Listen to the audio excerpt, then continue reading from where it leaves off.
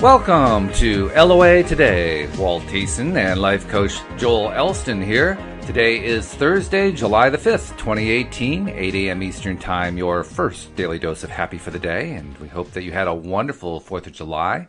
It was a day for celebration and for cookouts and for beach and for mountains and for all kinds of fun stuff. And we hope you took advantage of every single option that was available to you, because that's one of the ways we build our daily dose of happy. I mean, it's not just the radio show. It's not just the podcast, Joel. We're all supposed to build our own, aren't we? Well, and that's sort of the point of our show, and sort of teaching that concept that you can be happy wherever you're at. Where, throughout the day, the 4th of July is a great day, but also it's just an example of it could be an incredible day, or you could do nothing. Again, it's all up to you. Your happiness is your responsibility, and it's also a privilege to be able to be in charge of your own happiness. That's the amazing thing. That's true. That's something we kind of overlook, isn't it? But it is a privilege to be in charge of your own happiness. So many of us will tend to look at it as, I'm just not happy. My life isn't what I want it to be, and so forth. And we don't think about it as being in charge of our own happiness, but we still are.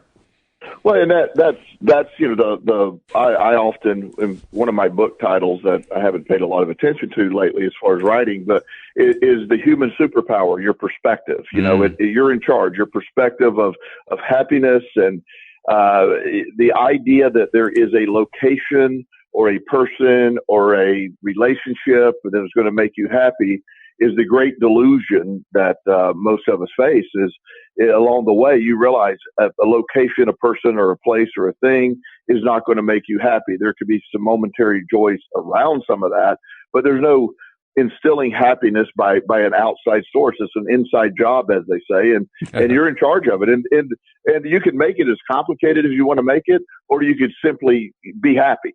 Realize. I personally do that with grounding myself by reminding myself of the abundance in my life, the people that I love in my life, the great life that I have, my great health, all that stuff that I'm grateful for allows me to be happy. And it's not something that did happen from the outside. I fixed that on the inside.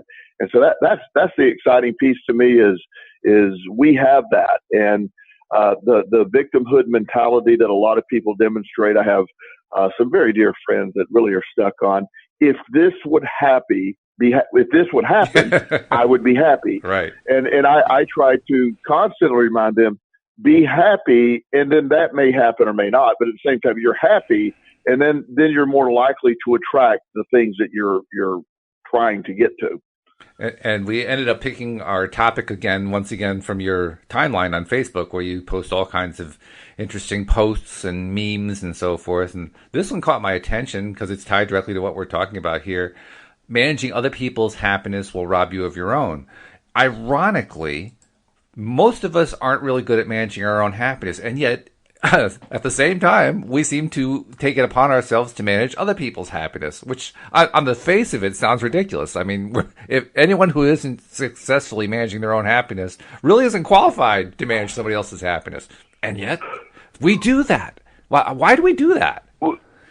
Well, and one of the most, and this can happen in so many different contexts, but one of the things that I deal with on a daily basis in my private coaching practice is I work with a lot of addiction, and a lot of my clients are, let's say, 20-year-old males, 20 to 30-year-old males, and there's almost inevitably a mother that is attached that is codependent is the sort of the clinical term used to know about, but it boils down to, my definition of codependency is attempting to manage other people's feelings or happiness.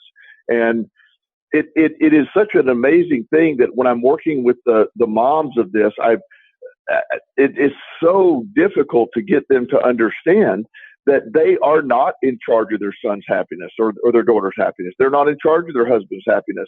And they're often the most unhappy people on the planet in an attempt to control other people's, I hear that I live in a hell. I live in a prison. And I keep trying to say, you live in the hell of your own creation or the prison of your own making, because you're not working on your stuff. You've attached your happiness to this person being happy. If you live your life like that, it is just such a sad way to waste an existence. by living that way, because you're never going to be fulfilled. There's not a moment of fulfillment in another person's happiness. When their well-being is placed on that, you don't put yourself in a position to be happy yourself, because you're out of control for them. And like you're saying, the people that are least likely to control their own happiness are the ones trying to control someone else's emotions in the same way. And it's a recipe for just sort of disaster. And that's why codependency is a form of addiction. It's sort of another side of addiction. I suppose that now that you mentioned that, a parent can be a person who tries to play that role of making someone else happy without making themselves happy. I suppose one way we could understand that is parents almost universally want their children to have a better life than they themselves have. So maybe that falls into that category. And maybe that's where, misguided as it might be, they're figuring, well, maybe I'm not happy in my life, but by God, my kid's going to be happy. Well, and you'll see that a lot, and I'm by no means am I talking about the mother of a 2-year-old child that's trying to. That's not what I'm talking about. I'm talking about I poor moms. The moms are amazing, but I'm not trying to attack broadly. But I am saying that it is a common trait in addicts. I often go as far to say it's impossible to be a long-term addict without someone being codependent, or in this case, someone trying to take care of your emotions for you, or being in charge of your happiness. You can't continue to be an addict without that, because the consequences of addiction will eventually get you. It's often the people.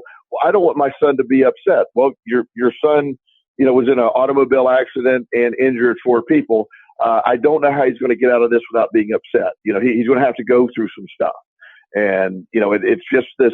But I don't want him to be upset or worried or all these other emotions that you're not in charge of that. And so taking it beyond the spectrum of the moms is we often will see in relationships or, trying to manipulate. When I was a child, I had an interesting thing that I amazing how you can go back to childhood and remember these things. I remember my mom asking me a specific question about something.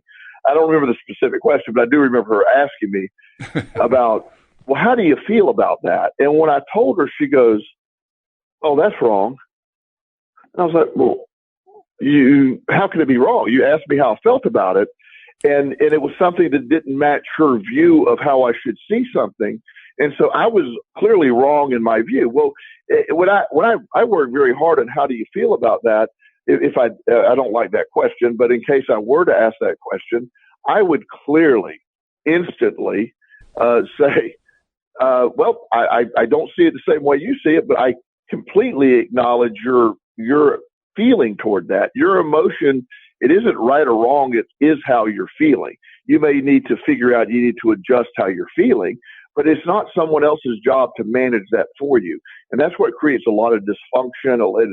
It's that, as you know, and this isn't a universal belief with all law of attraction practitioners or life coaches, but I'm very much a big defender in an exciting, I believe very much in struggle being a good thing. I'm very much in struggle and fighting forward. I think it's the strengthening of it.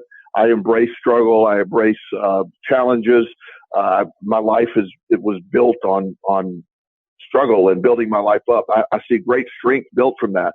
So I think when you're trying to manage someone's happiness, you also are trying to prevent their struggle.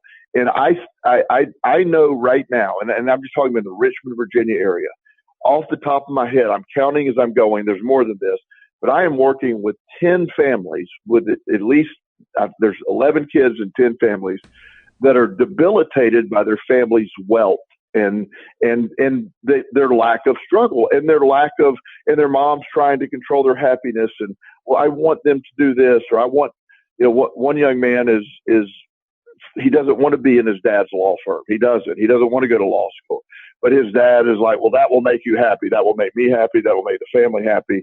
And the kid's like, he wants to be an artist. And then so there's a whole, you see that a lot. Yeah. Yeah. A big discrepancy between an artist and a lawyer.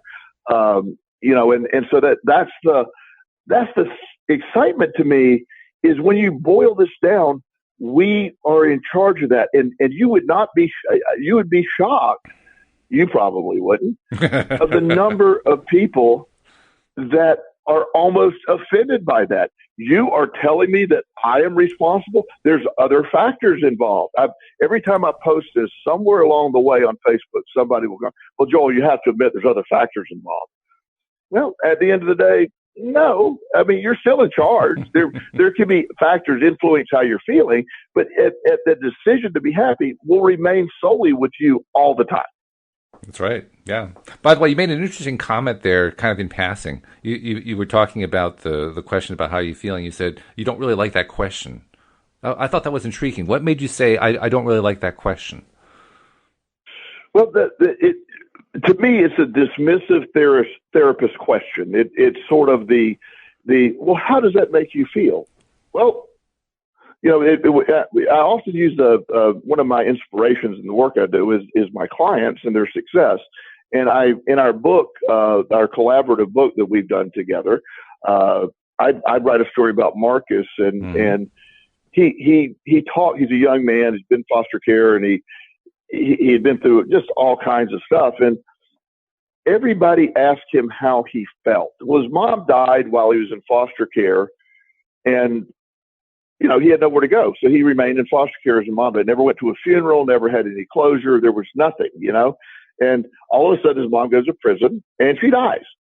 So in my working with him, one of the questions and this actually changed my mind about that question. He said, probably about our fifth session, he goes, I don't know if you're a really good therapist because you've never asked me how this made me feel. I got a kick out of it, obviously not the kicking situation, but I said, well, Marcus, I said, your mom died while you were in prison and you're in foster care. I'm just going to go on a limb and say that sucks really bad. And I don't need to ask you how that felt. And he goes, thank you. He said, is that the stupidest question ever asked? And I said, it is. It's something that when most therapists, and again, this is, probably not the most popular thing with therapists when I talk about it, because that question to me means I have no clue what to say now, so I'm going to ask this question. Well, how does that make you feel? Well, clearly, now, I'm not saying there can't be a scenario for that, but it is such a generic question that it multiple clients, especially my younger clients who have been through therapy a lot, will appreciate the fact that I don't want to hear that. Why are you asking that question? Is such a psychology 101 kind of thing that it's like, okay, so generic therapy question number 7 you're asking. You're reading it from the book. You're not relating to me. So I tend to not like that question unless it's, and there's other ways to ask it. There's other ways to state it. Say, I'll often say, oh my God, that was horrible. I can't imagine how you feel, because I would have, that there's ways to do that without, well, your entire family has been, something horrible has happened. And how does that make you feel? Mm-hmm. And most people don't like the concept of feeling dismissed. One of the best pieces of feedback I get from my clients is they say, you really get what I'm saying. You have been through a lot of stuff. You understand what I'm relating to what you're saying. So when I fall back into generic questioning, or just that idea, and I have a list of, I do this motivational interviewing technique that is basically just, I ask a ridiculous amount of questions as I get going. It's one of the most effective tools in coaching. And I try to make them specific to the client. The general themes can be the same, but I try not to be that same redundant spewer of questions that you clearly learned at the therapy school, at the second year of therapy school, so to speak. Right. You want to get it on a deeper level where you're connecting, and when you ask questions that have that rehearsed over and over type thing, it doesn't. A savvy client, somebody who's been through therapy, quickly picks up on that. It actually is a way that you lose sort of a connection. So that's a long answer to your question, but that is one question I try intentionally not to ask. It's an interesting point because, I mean, I'm sure that I've never been to therapy school, as you term it, so I don't really know for sure. But I'm also married to a former therapist, so you pick stuff up as time goes on. And my guess is that probably the main reason for asking a question, well, how do you feel about that, is to help the person who is not particularly well connected to their feelings start connecting, and that certainly has a therapeutic value to it. But by the same token, I think you're right. I mean, it can be pretty insulting if you hear a question. Well, how do you feel about the fact that you got raped 3 times? Well, yeah, I don't really like it very much. I mean, come on, it doesn't make any sense. Yeah, it doesn't. Well, I have a friend that she refers to me. She's a PhD, very smart young lady. I actually hired her at a treatment center I was working at to do her internship. So I've known her now for 6 or 7 years, and she's in practice. And she's obviously she's a PhD, so she's not seeking stuff from me. She knows she's very well educated. Right. But at the same time, she referred me a few clients. And one of the feedbacks, because I'll call her Sarah. That's not her name. I'll just call her Sarah. I said, how's it going with Sarah? And she goes, well, she's really nice. I'm really glad she referred me to you, but she's not really experienced. And I said, well, what makes you think that? Well, her questions and that same analogy that this young man was talking about. He got kicked out of. In 1 week, this kid had one of the worst weeks a person can have. He got kicked out of college. He came home. His mom was diagnosed with stage 4 liver cancer. His dad lost his job of 20 years, and all this happened in a week. Wow. His entire life totally changed in an incredible blow. And she literally asked the question. She said, "Well, how did all that make you feel?" Oh my goodness! And he was like, "Well." Huh. And of course, he gets into his defiant, she doesn't know what she's doing mode. So automatically the session is basically run. And so he's like, great. It made me feel absolutely effing wonderful. Great. Well, and so he's in that. And then she said, well, I sense a little bit of hostility. And I'm like, oh my God. So now this session has turned into this train wreck. And fortunately I was able to, she was really open to feedback. She said, well, to be honest, and I know her, so I know she doesn't, I'm trying to come up with a concept. I know she personally is an incredible young lady who feels a lot. And if anything, she was emotionally caught up in the moment, and she fell back on those default questions because she didn't want to get into an attachment issue or trying to be, enmeshed in his situation and not get emotional. So, and that was exactly right. As we were talking, she said, I almost started crying. Wow. And so I fell back into that. And I said, well, it had an unintentional effect. You went the opposite way. Right. And so you see that, and that's the beauty of what we do. When you're able to sit back and see life from a different perspective. It's just like being happy. What is being happy? What are these, what is your version of happy is possibly different than my version of happy. Oh yeah, I would think so. And well, even more than that, so. I mean, the idea of what you just told the story about Sarah, I mean, clearly the way you told the story shows that she wasn't just being, a dumb machine. She was dealing with her own emotional reaction to it. And like you said, a therapist doesn't want to attach. That's part of what, that little wall is supposed to be between the therapist and the client. There's a certain level of detachment there so that the therapist can be of most therapeutic value, because it doesn't really help if you're attached to the client you're working with.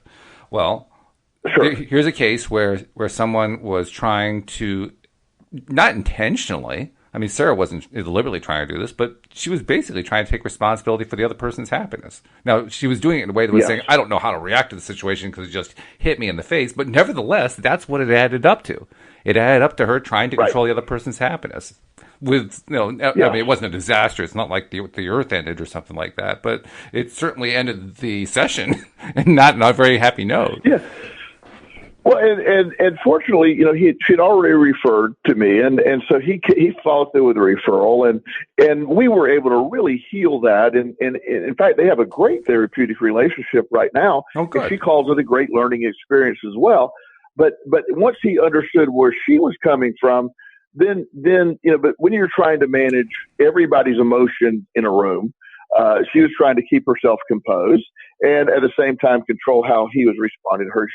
She was more, I said, well, in reality, if you would have shed a tear and say, I am sorry, it's not professional for me to get emotionally attached, but I really can imagine how incredibly hard that was for you. And I'm feeling that. If she would have done that, again, she would have stated the fact that I shouldn't be emotionally attached. That would have possibly been a connection. There's many social workers that would be like, oh my God, I can't believe you said that would be a good thing to do. But it's, to me, it would have a more of a connecting factor than what it ended up being. And again, being in charge of your own emotion sometimes will allow you to acknowledge your own emotion and not be fearful of it, not go that opposite direction. But we have such an incredible, I think, an incredible skill set as humans that when I say our perspective is our superpower, it's also our greatest weakness, because when you allow other people to control your perspective, here's a really good example. This is, I don't ever notice this. I don't care. It's irrelevant.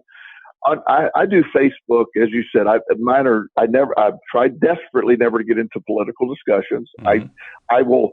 Everything's positive or humorous is what I'm trying to keep it at. Right. I'll put a humorous thing up occasionally, and it works. But I seldom will. Yeah, and it works. And it's almost a business tool for me. I have people see that Facebook and see what I'm about, and I've gotten several clients off of Facebook, so I really view it in a good way. Sure. I have a friend that he's like, I've had 4 people unfriend me on Facebook, and it really upsets me. And I go, who are they? He goes, well, I don't really know. I said, well, so oh my 4 people. I just know I had 590, whatever. I'm just throwing random numbers. I had 590 friends, and today I have 584. I go, you look at that, and he goes, oh, you don't? I go, I don't. And so one of the things that I started recently was an Instagram account. And it's funny because I never look at stuff like that, but Instagram, because on Facebook, I got, you get a number, it's over 1,000. You don't even pay attention. It's what up and down. There's people canceling their accounts. I don't watch it at all, but Instagram, I was watching it. And one of the things that is more common on Instagram and Twitter than Facebook is you'll get a bunch of people request, will follow you in hopes that you'll follow them back, because it's always considered cool to have more followers than you're following. And so they will often follow you in hopes you'll follow them back. And then when you follow them back, they will then delete you, or they'll unfollow you. Right. So they can get that positive. Yeah. Yeah. So they have and again, that's all silly to me. And so, I in the beginning, I was adding all this law of attraction stuff, these positive people on Instagram. And then I started, the more I added, at one point, in one day, I went from like 200 followers to like 600 followers. I thought, oh my gosh, this is really awesome. Well, the next day I was down to 502. Then the next day I was down to 400. Well, what did I do? And I go, I didn't do anything. And then I laughed thinking it's irrelevant. It doesn't mean anything. That's right. But when you put that perspective, your feelings or emotion based on someone else's view or where they're at or what their mission is, it really is it keeping up with that kind of thing. You're allowing other people to be in control of your happiness, and that's huge when you understand it. So for someone who has been perhaps trying to control other people's happiness, maybe because they're a parent who wants their kid to be happier than they were, maybe they figure that, if they can control somebody else's happiness, they'll be vicariously happy, whatever. Okay, we've been talking about this, and now we've kind of broken through to them. They realize that's probably not my best strategy. But what do I do now? So let's say you're somebody who's constantly in the habit of looking out for somebody else's happiness. How do you switch? How do you make the change? As you got to allow me the obvious. You just change. Now, oh, come on, that's much too simple. The problem is it is. Because when you have a pattern of behavior, I'll give again, a generic type thing, but again, it's one of the mom-son things we have going on. You know, the mom all through high school made sure everything was, the kid never was allowed to fail. He forgot his homework, or there's a big project, the mom would do his project for him. She got to a point she was making fake doctor's notes for them. She literally she photoshopped doctor's notes and you know, to cover up absences, and she basically graduated for them for high school. Wow. Then they go off to college, and it's not that hard. It's not that easy to do because you're away. And so she's trying to do that there. And then they bust out of college, and they're trying, and this one in particular, she just keeps trying to do it. Well, and then the more she pulls away and she's realizing this isn't good for my son. I really haven't done him any favors. And she tries to pull away. Then the son goes, "You don't love me. You used to do these things for me." And then her guilt comes in, and she does it again. And it's just, she can't stop. It is as bad as any addiction I've ever seen. It's very sad because she's attaching her son's happiness to love. I mean, and again, there's a lot of reasons behind that. So most of the times that people are doing this, it isn't the desire to really control their people's happiness. It's desperation for your own happiness or desperation for someone to love you. I want him to love me, and so if I don't let him struggle, he will love me. And you know, one of the and most of the time they didn't have love or family love growing up, and there's a whole bunch of dynamics behind it. So the concept of just stop while you said it perfectly, Walt. Well, that's just too. It is. They can't. It's so ingrained in their behavior. You almost have to wean them off of the concept, just like you would a drug. You know, we have to start with, how are you helping your son? At what age? You know, I right now, as I mentioned before, I know one particular thing. He's a 29-year-old male living in his wealthy parents' basement, and they're desperate to get rid of him. Not in a bad way. They just want him to go survive and thrive. And both parents right now realize this is a very bright kid. He was a super athlete. He's got a super high IQ. He's a good looking kid. And he lives in his parents' basement, and there's no foreseeable way out of it, because the moment they start pushing, then he has all these reasons he can't leave, and then he becomes physically ill. And I just think it's not really physical illness, but the whole, you know, he's scared now to go face the world. They've taken this incredibly bright, gifted person and unintentionally made him as disabled as anyone with a severe mental illness or severe impairment, because they've helped create that. And so stopping it is the best way to do it is why do you think you're helping? And then what are you getting out of? So you almost get into a cognitive behavioral technique, or almost helping them walk through, talk to them about what they're trying to accomplish, break down the act. You know, your son wanted the last 3 times you bought your son a car, he ended up pawning the title and lost the car. So now he needs another car, and you're going to go co-sign for him. And so when he doesn't pay the payments, because he's never had to do that, you're going to pay it for him. But yet you're walking through these, setting up these boundaries, instead of saying, "So take the bus until you save up money to buy a car." Just be in charge. Mm-hmm. And if you would allow him to do that, then he would, you know, one of the greatest things my parents did is in the middle of my addictive behavior is they truly cut me off. And rightfully so. My addiction, again, they did not help me in any way. They loved me, but they did not financially help me. They didn't bail me out. They allowed me to fully experience the consequence of my addiction. And everything I have today stems from, and I wasn't happy with them at all. They certainly weren't trying to make me happy. They clearly were understanding what I'd go through. But it made me build the life I had today. So they gave me a great gift by stopping to control my happiness and let me experience what the other side is. And it really is a hard thing to do as a parent to let happen, but you're going to have to do it at some point. Not always in severe cases, but at some point you know, your kids are going to fail. Your kids are going and teach them how to be resilient versus teaching them not to fail. You don't want a kid that never fails. You know, there's people that go through life and they work hard. They keep it in the middle, so to speak, and they'll be successful by most measures, but they were always scared. They were always too afraid to fail to be great. You know, people that go out and be great and they have the incredible life, most of the time have a lot of failing or a lot of failure in their history because they didn't give up. They keep pushing forward.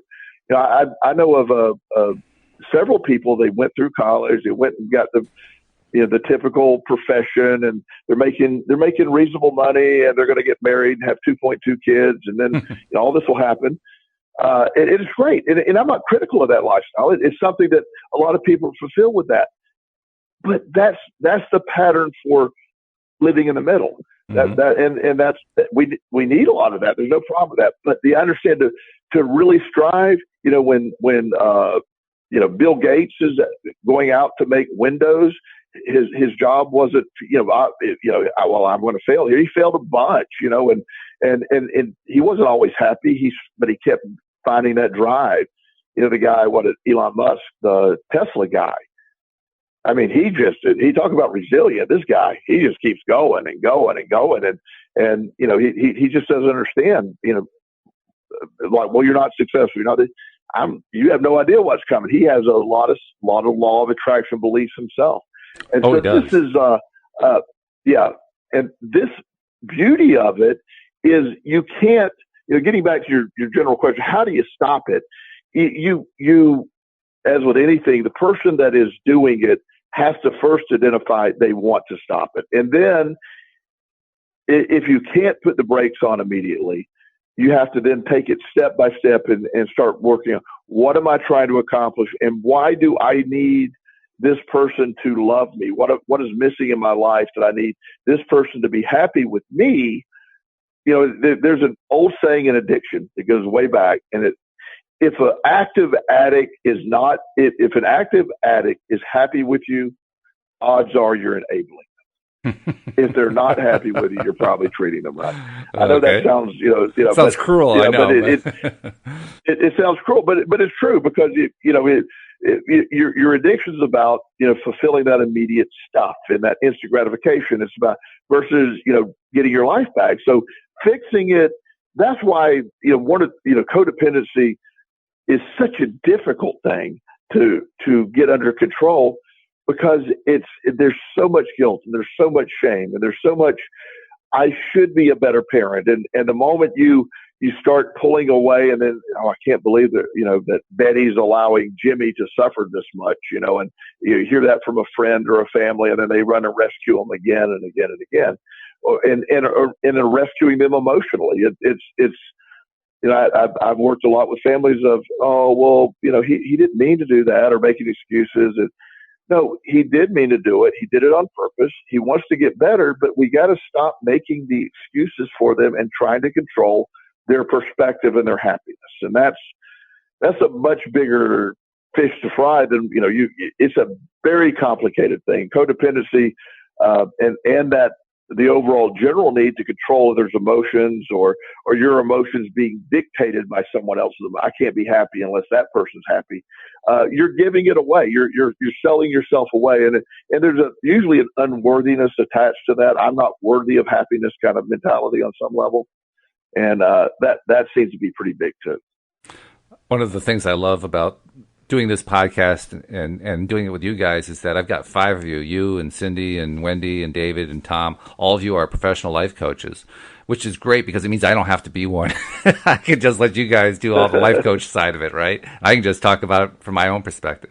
But if I were a life coach, I just have this feeling I would want to work on helping to improve the happiness level of the person who is trying to help somebody else's happiness level. And yeah. As I say that, I can tell there's something wrong with the way I'm formulating it because then now I'm the one who's trying to make somebody else happy. But on some level, that person needs to take on the responsibility of being happy themselves within themselves, regardless of what's going on with their kid or their friend or their spouse or whoever it is that they're trying to make happy. Am I off base there? No, you're exactly right. But also as you're saying, you got to be careful.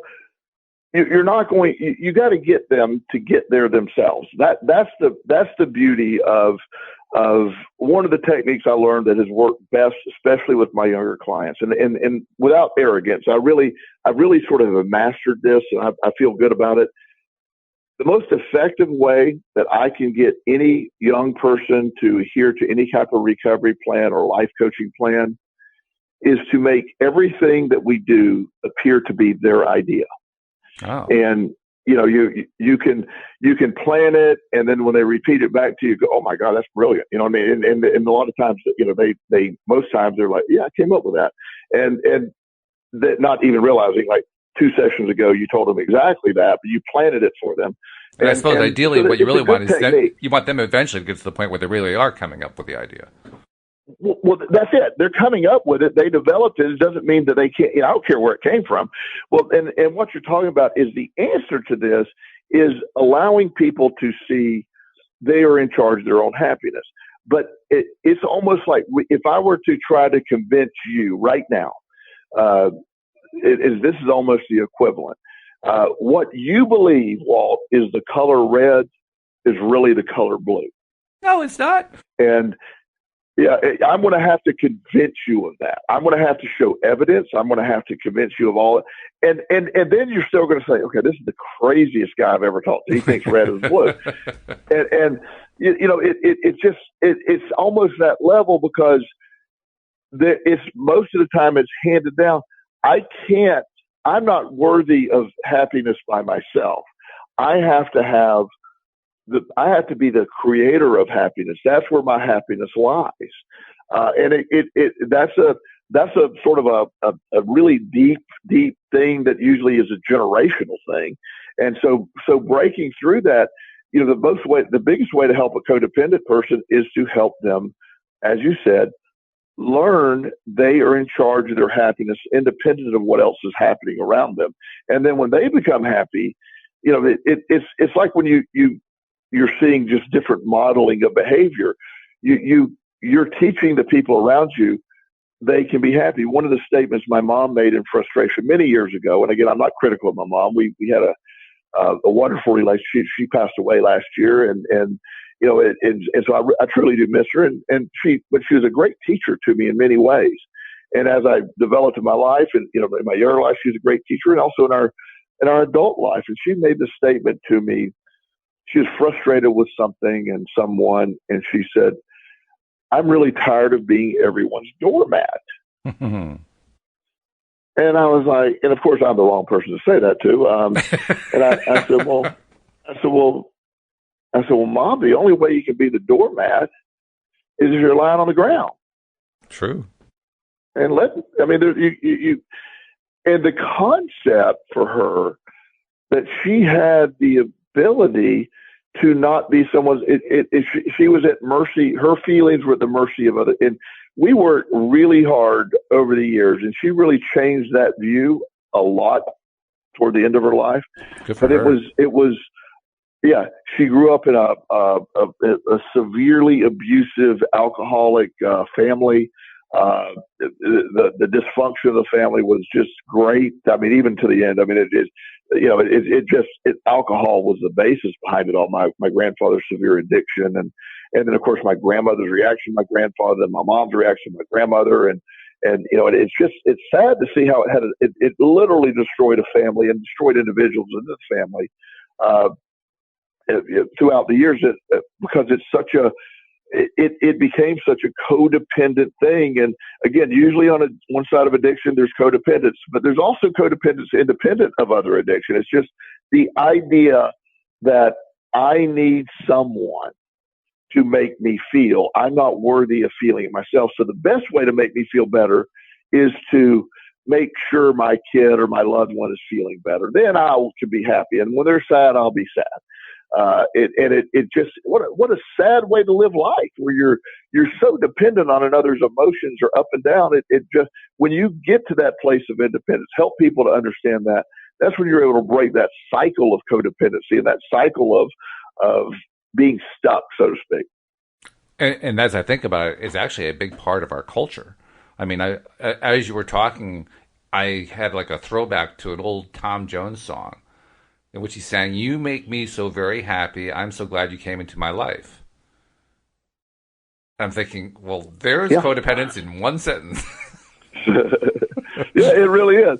And it doesn't mean that you can't appreciate, and I'm grateful that there's such incredible people in my life. I'm grateful that you and I have become friends. And I mean this with great respect. I love our collaborative efforts, and I love where we're going with our podcast. But your happiness, while I'd want you to be happy, I'm not going to spend all day trying to make you happy. I understand you got to get there yourself. That won't work. Yeah. But over the years, I've watched you, again, just what I've been able to see. I've seen you make changes in your life on things that you thought were out of your control that are solely in your control now. And I've seen that amazing awakening in you. And you're a different person than we first started talking in a lot of ways. And I'm not suggesting I'm in charge of that. You did the work. You started saying, maybe this. And so within that, you see how within any therapeutic intervention or any therapeutic attempt through any kind of counseling, at the end of the day, the goal is to get the person to take responsibility for their situation and take action. That's what you're trying to do. There's millions of ways to get there. There's millions of theories of how to get there, but it is trying to get them to that place. And just like the Tom Jones song says, I'm so happy you can. And it can be, if you're really in a great place mentally, I'm really glad that I manifested you into my life. It really makes me happy that I'm in charge of that. That could be that wouldn't make a very rhyming song. That's true. But but it could be interpreted as a concept of when I got to the right place, the right things happen. And one of my other posts that I did recently is, sort of the concept of when you're on your way, I think the statement was, as you start to walk on the way appears. So as you believe in your walk, as you believe in your journey, the journey then appears before you. It's sort of that, it isn't some mystical thing that I'm talking about, but again, it's this concept of moving forward, and the blanks will be filled in. The law of attraction will attach to whatever emotion you're putting out there. And that's the beauty of the law of attraction. We say that every week. It attaches to the emotion of where you're putting out there, that desperation to make another person happy. When you're doing it from a law of attraction standpoint, the law of attraction says, so desperation is what you want. Let's give you some more of that. and then that's what it attaches to. Yeah, that's true. Okay, so we've gotten, let's say we've actually succeeded. You're coaching a client, you're coaching somebody, you've been helping them understand that they're responsible for their own happiness, that it really doesn't pay to try to manage somebody else's happiness. And now their next step is, okay, well, I know I have to do this, but what do? I know how to manage somebody else's happiness. I don't know how to manage my own happiness. How do I do it? Where do I begin? That becomes probably the hardest part of the equation is finding the definition of your own happiness. What is that? And when one of the tasks that I have, I put on people, so, I ask the question, obviously, okay, we're here. So what does happy look like? Well, happiness is me having, a beach house. Okay, no. Well, that's a start. Thank you for answering the question wrongly, because it gives a place to start. But a beach house may be part of the benefit of you being happy. But again, a beach house isn't going to make you happy. Where do you start? What is fulfillment for today? What does today look like?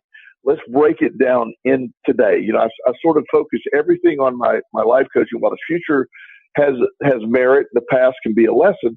The only relevant thing that we exist in is today. That's sole relevance takes place today. So right now, to flip the switch, what makes you happy? Helping other people. I love to help other people. I not help them manage their emotion. I love to be in a position to share my life. I love my job. I'm happy to get up and go to work every day. My job's not making me happy. I'm happy that I get to do it. There's two different things there. I'm glad that I make good money. However, the money isn't making me happy. The money is a byproduct. And it sounds like we're splitting hairs, but we're not. It very much is two different things. Making money, I've turned down several jobs over the last few years of managing residential treatment facilities for large amounts of money. I mean, a lot of money and ownership and certain things in the company. But I don't want that because it doesn't make me happy to do that job, because 75% of that job is minutia and paperwork and regulations and stuff that I'm just not into. There's other people that would love that. So my hell may be your nirvana, but there isn't one answer for one person. It's helping them develop what is your happiness. What does that look like? How does happy feel to you? What do you envision? So you start developing the thing that doesn't rely on other people, places, or things, other than yourself. What does happiness look like? I like to get up and go to work. I enjoy what I do. That makes me happy. Yesterday was a national holiday. I only worked half a day, so I enjoy doing that. I don't view it as going to work. I view it as I get to do what I love. I get energized by what I do. I can be happy without doing that. I write books. I also did meditation yesterday. I was very happy that I was able to get a 45-minute meditation in yesterday. It felt really great. Last night, our neighborhood put on an incredible fireworks display last night. It was amazing. I couldn't believe that like the locals have gotten together, and it gets bigger every year, but it looked professional. It was great.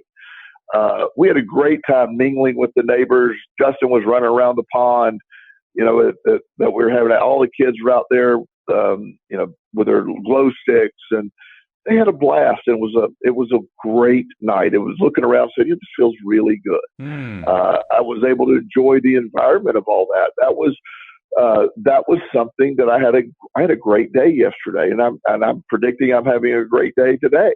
And I'm in charge of it. And if I get off track of that, I can pull myself back in. But helping people develop their own version of happiness.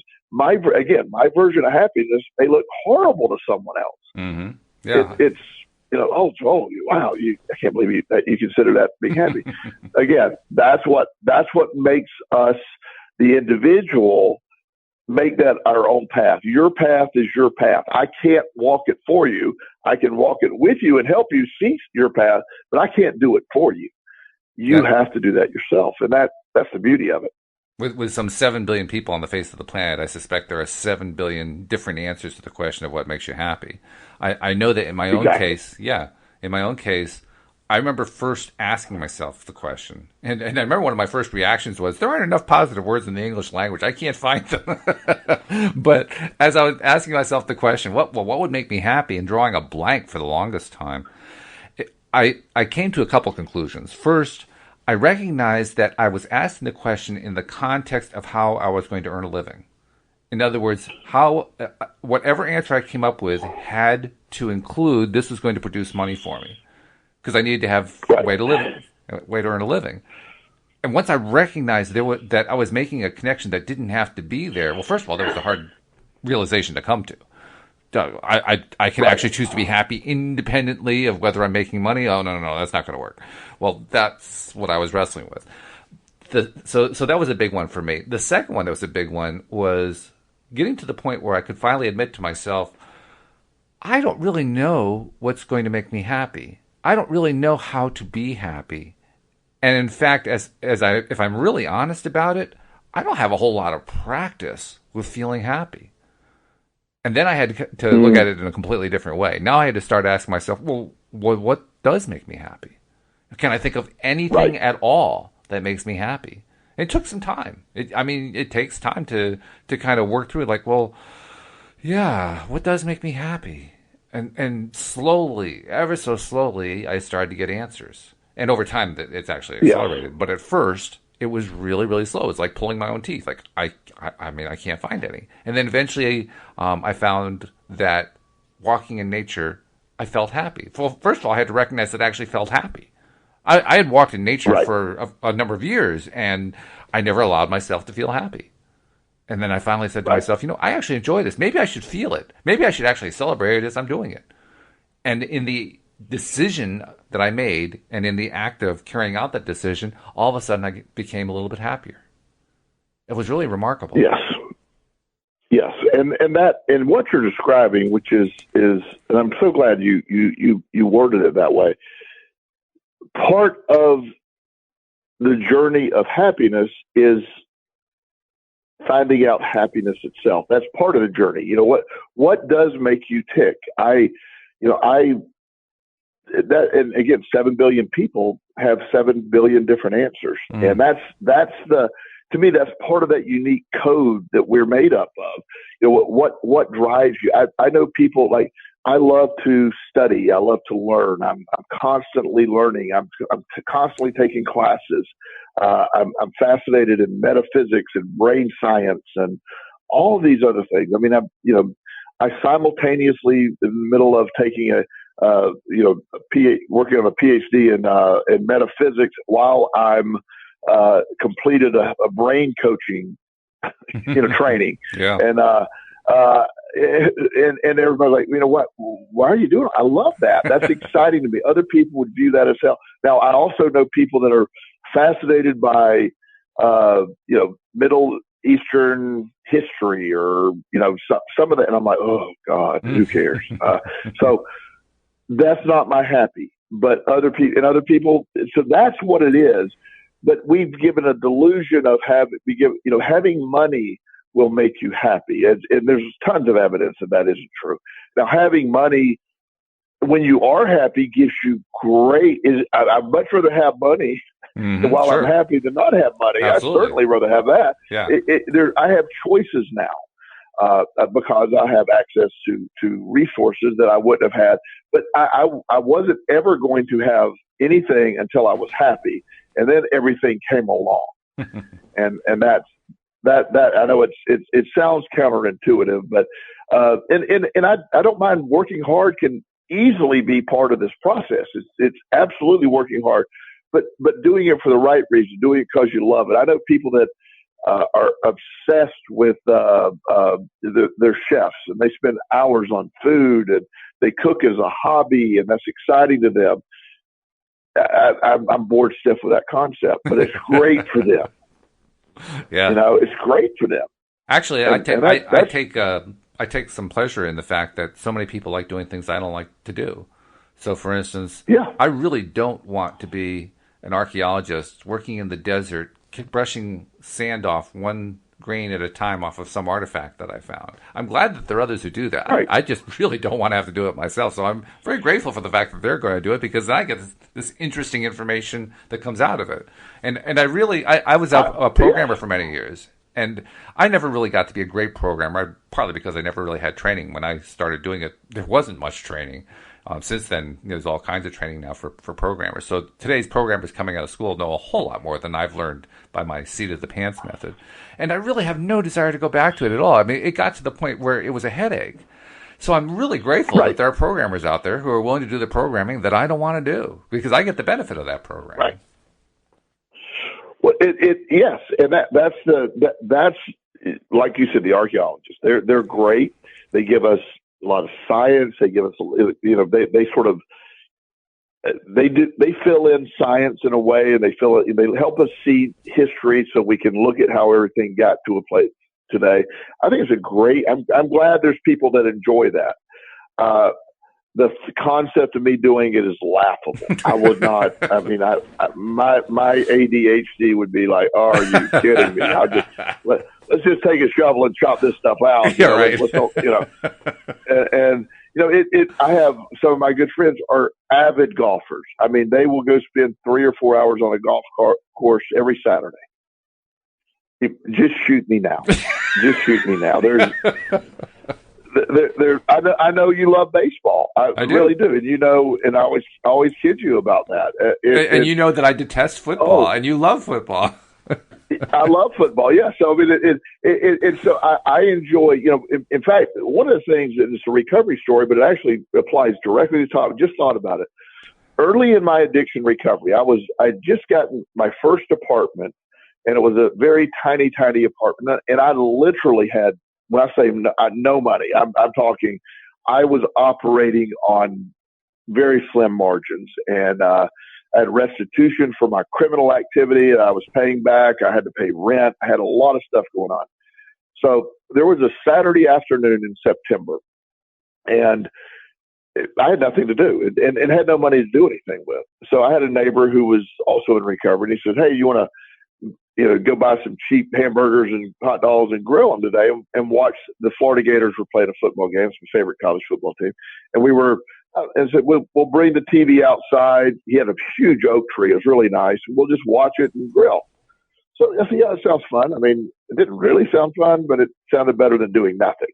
Okay. So we brought it out and set it up. Well, the neighbors across the street came over and said, "Hey, you got to, what are you guys doing?"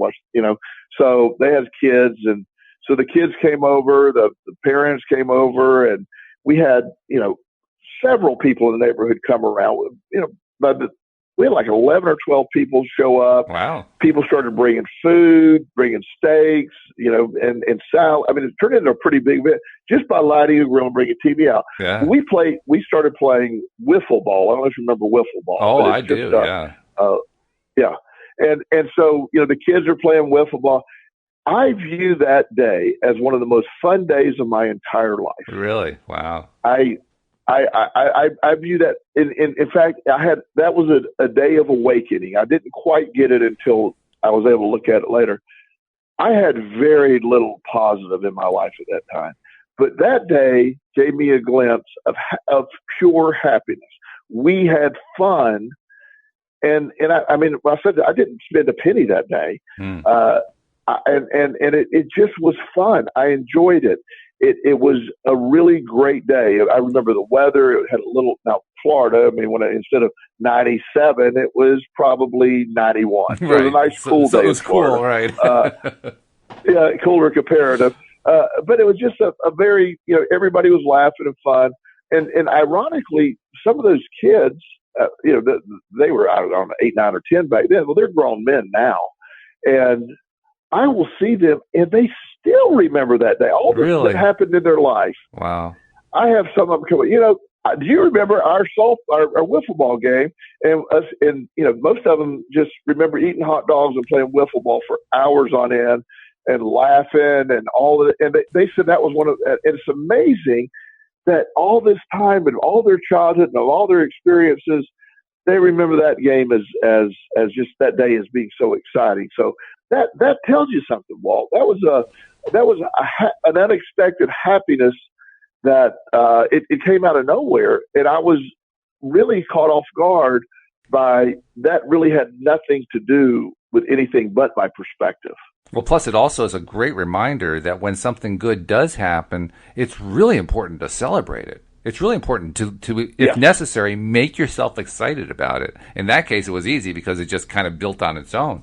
But look at all the memory that came out of the fact that they got so excited during that event, and it stuck with them for a lifetime. Well, imagine if we're doing that all the time. That's what I think to myself. What if every day had that potential? Let me back up. Every day does have that potential. What if we activated that potential every day? Right. Yeah, that's amazing that's a blow me away concept. We got about a minute left, actually less than that because of the music. Before we leave, how does somebody reach out to you? Because you're always a great resource. I get people who ask, how do I reach Joel? How do people reach Joel if they want to get some personal help?